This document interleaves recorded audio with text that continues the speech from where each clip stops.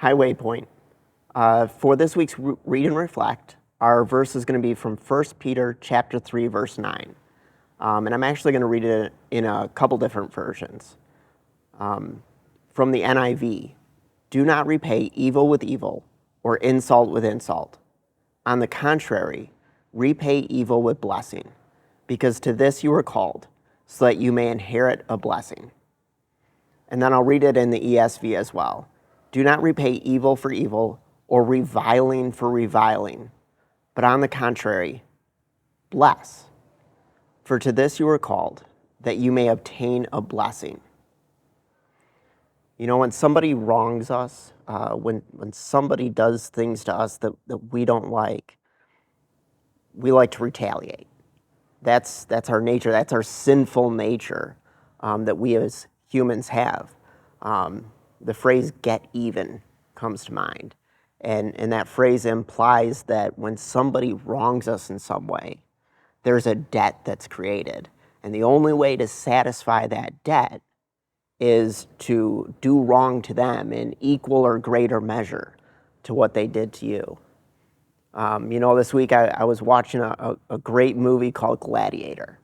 And in that movie, the main character, Maximus, he was the leader of the Roman armies and became a slave. And the movie, for the most part, focuses on his quest for revenge. He's trying to avenge the deaths of his family members. And so we see this idea, this desire for revenge play out in Hollywood. We see it with young kids when someone steals their toy and they respond by kicking or hitting. That's that sinful nature, that desire to repay evil with evil. But this verse calls us to be different. And I love that in this verse, it doesn't just say, when somebody does evil to you, just ignore them or walk away. That might be a passive response. Instead, it says that we need to respond actively by blessing them. And that's a tough thing sometimes, because it goes against our nature. When someone does something wrong to you, you look at them and a lot of times you think, well, why do they deserve a blessing? But that's how God calls us to be different, and it's something that Jesus in his own life modeled for us. I always find it amazing that early on in his ministry, one of the places that he went to was Samaria.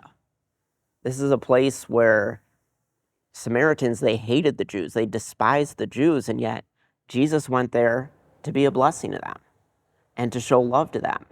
And it seems crazy to me that that's one of the first people that he wanted to go and spend time with and minister to.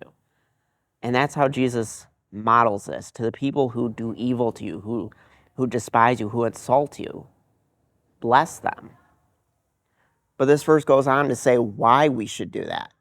And what it says is that we should bless them because God ourselves has a blessing in mind for us.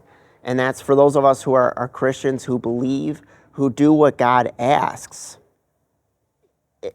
We have a promise of eternal life, an eternal blessing that's coming to us. So if God is willing to bless those, bless us sinners who have done wrong, to forgive us and give us a blessing, how much more should we give a blessing or forgive those who have done wrong to us?